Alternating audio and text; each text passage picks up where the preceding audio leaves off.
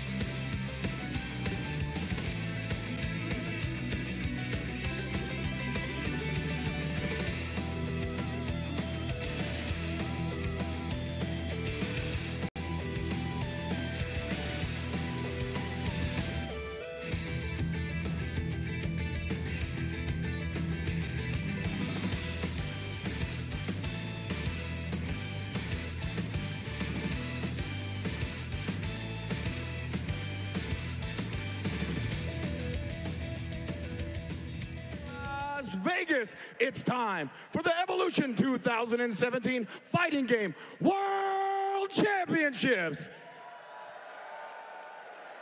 Tonight, we find out where the best calls home. Is it Japan? Or is it the USA? Ladies and gentlemen, it's time for Street Fighter!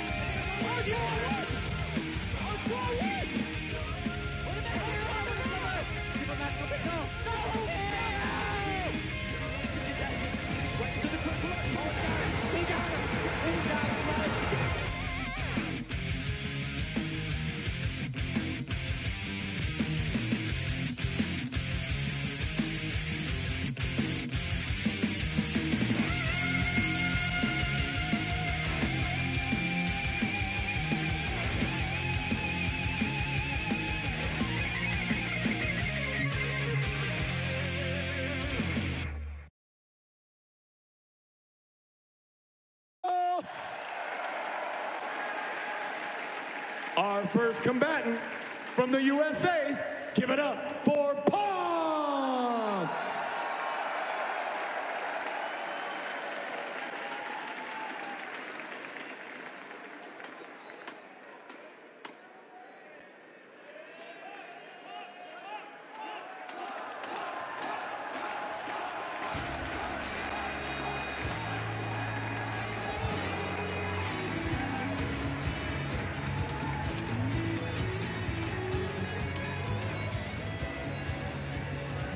And it's time for Street Fighter V Top 8 here at Evolution 2017, coming to you live from the Mandalay Bay in Las Vegas, Nevada. I am James Chen.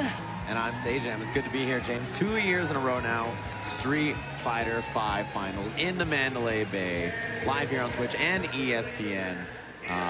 You know, last year, we were very happy about the lone American who snuck into the top 8, had a nice little run for himself, and a lot of things have changed since then. Yeah, exactly. We're actually at a point right now where the American could be the favorite here. I think the Americans are the favorite. That's what makes it so good, right? Our first match, USA versus Japan. There's the man himself, Itabashi Zangief, the darkest timeline for Nemo. Of course, he is a big proponent. Zangief, an incredibly strong character in this version of the game. And, you know, this is one of the best to ever do it with the character. I mean, his name is Itabashi Zangief for a reason. Exactly. He is the gambler out of Japan. He has a very risky, very obtuse play style. Very difficult to wrap your mind around what he's going to go for. Yeah, one of the interesting things, however, though, is that Street Fighter V has always been an international affair. We've been talking about this all weekend long. Right. Every year for Street Fighter, there's always been like 4 or 5 different countries represented. This year, strangely enough, only 2. There's 3 U.S. players, 5 Japan players, and that's it. That's that. Yeah, I mean, we've had a Singapore EVO champion, a France EVO champion, a Korean EVO champion in Street Fighter, but this is the year where there's only 2, the US of A and Japan. It had to come down to this. And there has never been a USA champion in a modern Street Fighter game, Street Fighter 4 or Street Fighter 5. But the top 2 seeds in this bracket, NuckleDu and Punk from the US. We'll see if they have it here. Punk, you know, his results lately against Zangief have been a little shaky, but that's to Snake Eyes Zangief from the U.S. You can see our bracket here, our first match, Panda Global Punk versus Itabashi of Japan. An excellent match. You almost kind of have to imagine right now that Punk's first match right here against Itazan might be his most dangerous opponent. Yeah, incredibly dangerous. Du and Kazunoko, the other winner side. Tokido, F-Champ and losers. Moke versus MOV, our other match. Lots of international competition between these two countries. And I can't wait to see these matches. You know, we'll get deeper in depth about each of them as they come up, but you know, this winner's bracket, this could be Japan, this could be US in the winner's finals. It could be a mix of the two, but I think the favorites are, of course, Punk and Knuckle Du. Yeah, and one of the most exciting things, 8 different players, 8 different main characters. We are going to see as big of a character variety as we can possibly see here in this top 8 tonight. Characters as well. So there could be even more than that, right? There could be more than the 8 that we expect. And you know what? Some of these guys may even have hidden characters up their sleeves. We all remember the year that Infiltration bust out Hakan all of a sudden against PR Balrog. So yeah, sort of out of nowhere. Yeah, who knows what we expect to see. But I got to imagine right now, Punk sitting there in that chair that you see there, a lot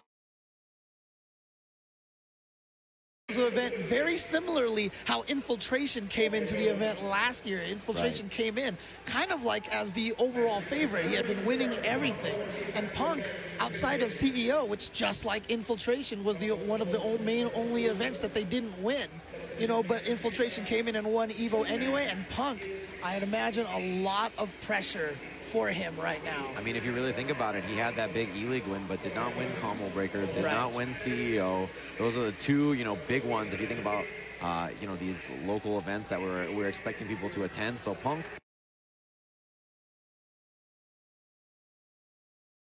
one seed, the most points on the Capcom Pro Tour. It's supposed to be the Evo favorite. Right, and the interesting thing is, usually when you see Punk, he's very relaxed. He's kind of, you know, having a good time and everything. But you saw right there before the smile, you could almost kind of see the concern and the pressure on his. I mean, because he's never had an environment like this. He has not been in an environment with this many people in this arena like this already for him. Yeah, and a massive target in his back. I imagine coming into this event almost an incredibly talented competitor. And the interesting thing too, you can see the character select there. Punk is thinking about going with that Nash. He had so much trouble in the Karen versus Zangief matchup with Snake Eyes. So perhaps not even going to go with the main character that he usually does pick.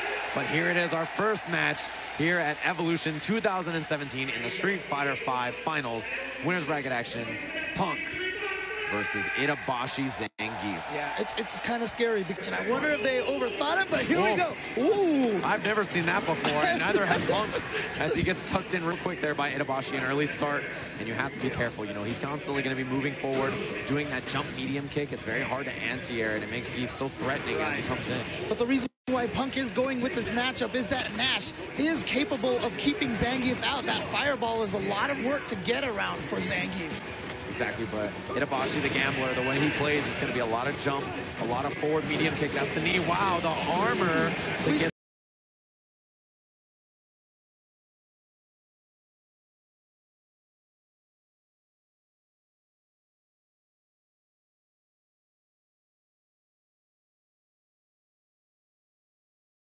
Through the moonsault. What an answer. Standing heavy punch, armor to get through and combo into the V trigger. Exactly, a very important. He'll never slow. He really wants to get in there at all times, and 2 hits there. The boom and the scythe will clean up that armor. It can only absorb more. That's right. And you know, one of the things that's crucial about this matchup, you're still watching the life bars at the top. No life lead is really safe for Punk or Nash. It's on you. The whole thing can go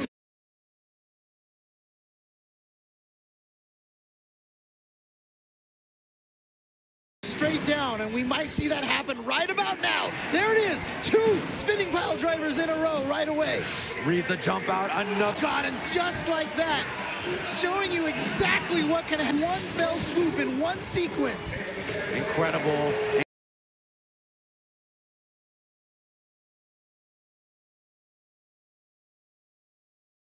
Remorse, as soon as he finds that opening, he capitalizes. It's one of the things that makes Zangief so incredibly difficult to deal with. He just needs one opportunity. Well, the nice thing for Punk right now, you can see at the bottom of the screen, he's sitting on a full meter. So that means he's got a lot of EX Sonic sights, which I think will help him keep Zangief out if Itabashi continues to jump. Yeah, that is a common trap. It's sort of check and mate. You throw the boom if your opponent jumps. You get the critical art on the other side. But you know what? Itabashi has that full critical art and a full V-trigger right now, all ready to go. One combo into the V-trigger now that he has it activated, especially now. One hit can lead directly into his critical art. What a dash under from Punk, the evasiveness. He read the forward jump and just escaped. And Itabashi's got to march all the way down the screen to get back in. And crucial now, V-trigger gone. The timer is emptied. And so now Itabashi has to find a way to land that critical art without the help. Oh my God, he's going to be a combo into that. Chase down. He read the jump back. He's got the flex. A beautiful V-trigger. He got out of there. Oh, what a throw. It's coming. And you see how nervous he was. He exhaled there. He knows that this is so dangerous at any moment it could turn on its head. If that throw came out even just a tiny bit too late and the V skill actually triggered with the flex, he would have been able to combo that right into the critical art and been in perfect position to steal that round. Yeah, it could have been a dead Nash. It would have happened real quickly. There's the punish. That flex is so excellent. It allows you to absorb it. So, you know, it's a very important tool for Itabashi in the matchup. Of course, Itabashi, you know, the light spinning pile driver, shortest range, and also leaves you the least advantaged afterwards. Oh, but the EX has the range, and it leaves you right up there. What's the mix-up? He's going to go for the meaty. No! He faked it and went for the SPD instead, but it's not enough to take him out just yet. Anything will do it now. Punk with the resources, though. Itabashi's got to be very careful about how he moves. Oh, trying to bait Itabashi into doing something. Okay, he's going to spend one of the meters for the anti-air. He's got one more. Oh, trying to confirm the sight that wasn't quite in range.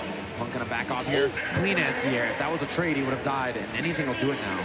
Next jump. Oh, this is gonna dash him and throw again. Punk with the bold move right there, going right at him, and he gets the throw. No fear from the young gun. Punk in the US. Crucial moment for him, stealing that round away from Itabashi, who answers back immediately in the second round. Oh, that'll be a punish. Yeah, that's got to be punished right there. And he's going to use the EX for the damage and the setup. And again, chasing him back, trying to jump away. Is that a stun? Oh, okay, not quite stunned. No, not going to be a stun. The lows will. Itabashi builds a lot of meter here. Huge resource gain. He just whipped the parry. Yes, to build extra resources. Because you a ton of meter with Zangief. You can see it in the bottom right. He needs those resources, those EX SPDs, to get that damage output, not only out in the air, but on the ground as well. Right. 1-1 in rounds here in this 3 of 5 match. Exactly. This could go the distance. Oh, good start. Yeah, he's going to be able to confirm off of that. Now gaining a little bit of ground against him as well. Oh, wow, cross summer and combos into the critical art. He's going to do a ton of damage here, but Itabashi's going to have a chance for a little bit of comeback now. As you can see, Pixel, he's so low on life, blocks it out. Punk, anything will do it now, baits it, and the big forward roundhouse, the perfect Punk. 2 games over Itabashi Zangief of Japan. You can see again the amount right now. Now, on Itabashi's side, that guy smiles no matter where he is. He's happy when he beats you. He's happy when he loses. But right now, you know he wants this win, and he needs to take this. Otherwise, Punk will move on. Many people are calling this the year of Gief, right? He's so powerful in this version of the game, and, you know, this year won't last forever. Itabashi's got to try to put something on the board, but Punk, too composed. Oh, anyway. Didn't even need the stun because he had lost so much health from all the absorption on the armor. He builds a lot of gray health. You can see it in their life bar, and anytime you get hit, you lose all of that amount, including the damage from the move that hits you. Oh, Punk becoming comfortable, maybe a little too slow. He dashed in there, got a little antsy, and Itabashi punishing for it. Ah, smart. Just uses the V reversal off of blocking to get out of there. Nash's V reversal, of course, allows him to teleport. Just escapes, gets you out of positions. Just a light SPD from Itabashi, so Itabashi not able to really get a setup afterwards, but he gets the jump in this time. Dangerous range now. You see him swinging. Yes, he wants that V-trigger cancel. Escapes. He was thinking Punk was going to run away, so he was trying to chase him down, but Punk instead moving forward. That V reversal out of the air. Punk, a life deficit, but we've seen him work with this before. He's got meter. Oh, what a flex. And that's enough to take that round. So Itabashi trying to stay alive here in the winner's bracket. Remember, 4 of our players start on winner's side, 4 start in losers. The one in winners, if they lose the match, they just go to the loser's bracket. They're still in the tournament. Itabashi's still in this set. Those flexes really counting, really adding up here. He's reading those big normals. Now he's seeing the dashes. He's very prepared. Punk has got to try to switch up his strategy here. You know, of course, Zangief with more health than most characters, so, you know, Itabashi might even be willing to eat some of those anti-air EXs just to drain Punk's meter. Exactly. He's a huge lumbering character, very slow, but a ton of vitality to get in there.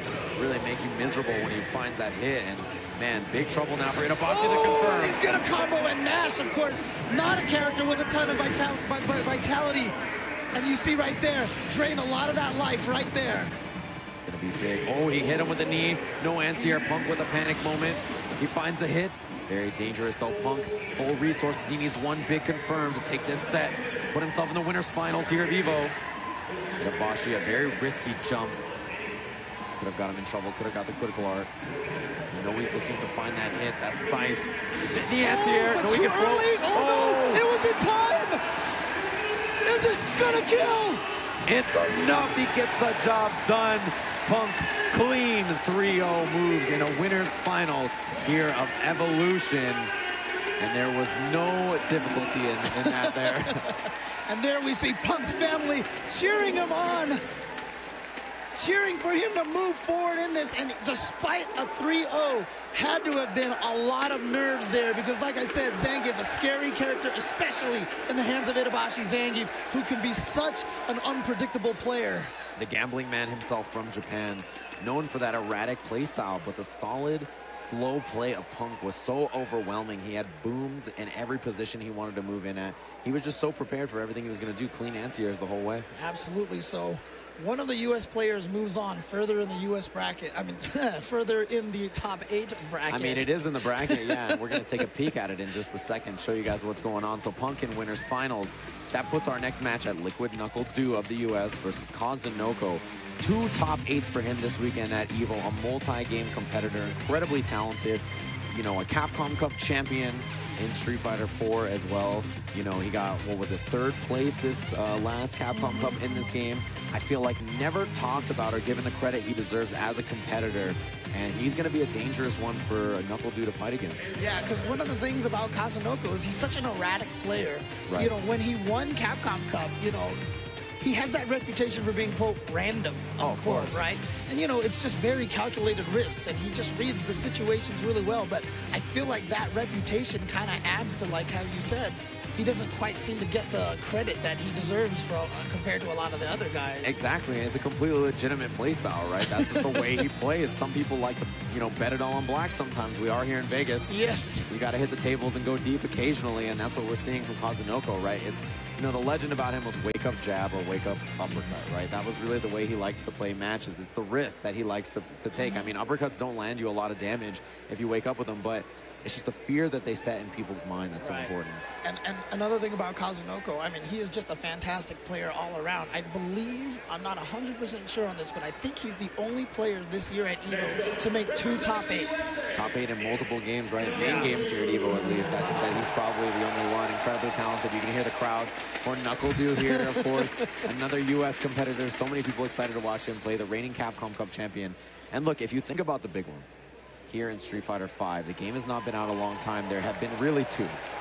That was EVO last year, which of course Infiltration won. Yes. And Capcom Cup 2016, and that's the champ you see on your screen right there.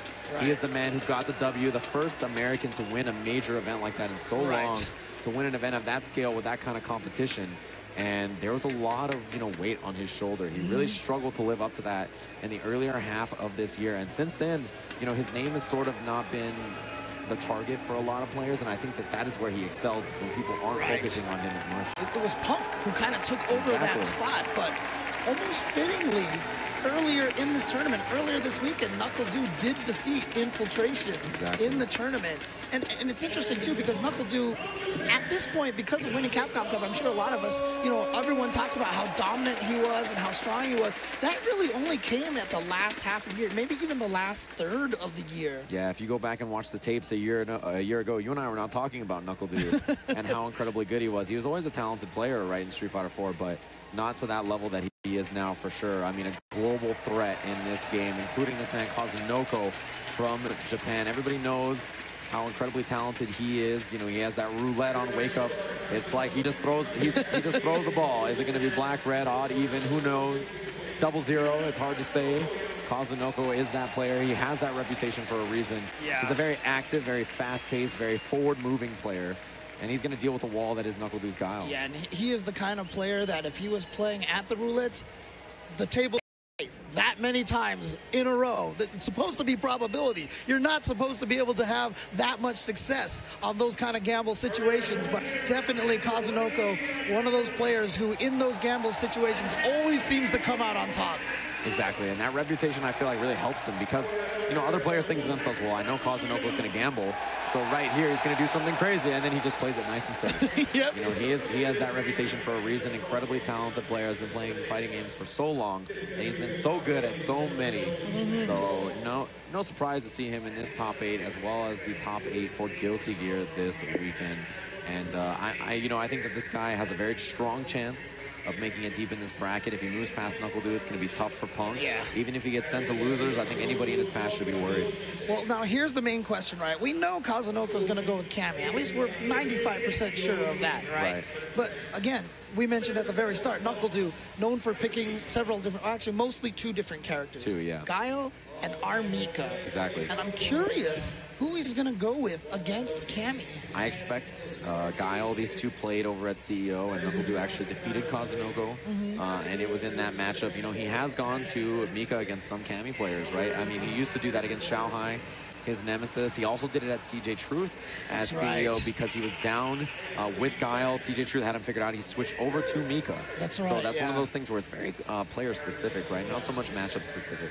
One little funny story I would like to tell here, though, is that just earlier in the day, Kazunoko tweeted out, "Is there any Guiles in the venue? I need some practice against Guile." You know who responded? Who? NuckleDu. He was like, "I'll help you," smiley face. That sounds like NuckleDu to me. Don't let his kind of calm, collected face fool you. He is a bit of a jerk in occasions.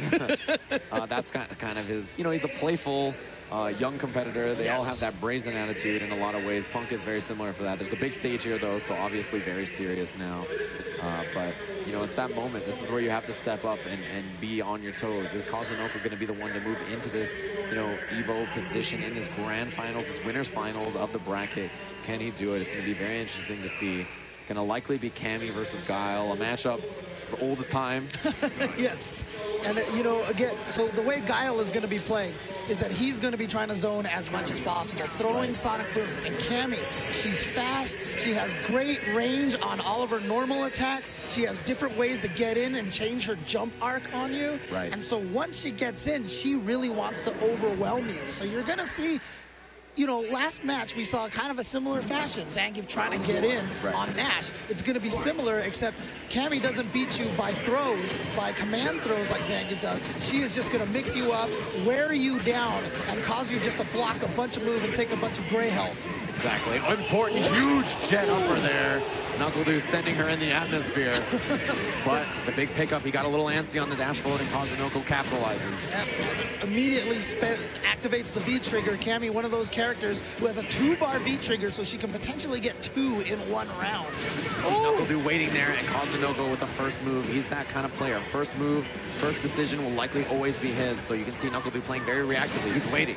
He's trying to see what Kazunoko will do, what the gamble will be. Oh, he tried to flash kick, but he did it too late. That EX dive kick came down too fast. The regular flash kick can be hit at the start of it. It's not invincible until a little bit into the move.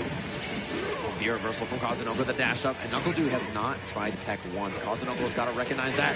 The big counter hit confirmed into the uppercut. First round, scrambly, and it goes to Kazunoko because of it. to do here, you really got to slow this down. You got to try to find this range. Yeah, he goes for the air-to-air because he knows Kazunoko wants to jump in. He wants to move forward, but he gets the better of it. I wasn't expecting Kazunoko to dash under in that air reset mix-up. And now Kazunoko has the corner space here. It's so important to trap your opponent into the corner. They have no more space to walk backwards. Throw to switch the sides and put Kazunoko into the corner. But then he gambled with that big EX uppercut, as we know he likes to do. It's an important button. And you see those stray, just heavy kicks from super far away from Kazunoko, right? You know what those are for? They're to try to crush that boom when he throws it. They actually extend your hurt box. So if you are Guile and you throw it, that roundhouse might catch you from very far away. And, you know, Cammy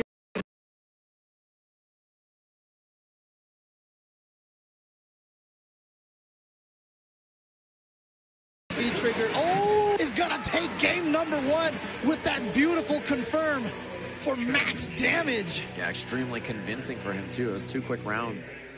So tough for doing that. He really couldn't establish the range that he wanted, right? He couldn't find space. He needed to looking to wait. And so because of that, he is going for the dash up, right? He's seeing that NuckleDu is waiting, so he's dashing in his face. And that's recognition from Kazunoko. All right. I hear the character select screen. Yeah, so maybe thinking about it. I wonder if that means NuckleDu is thinking about changing it. It's an interesting question. No, looks like he went with Guile. He's gonna stick with it.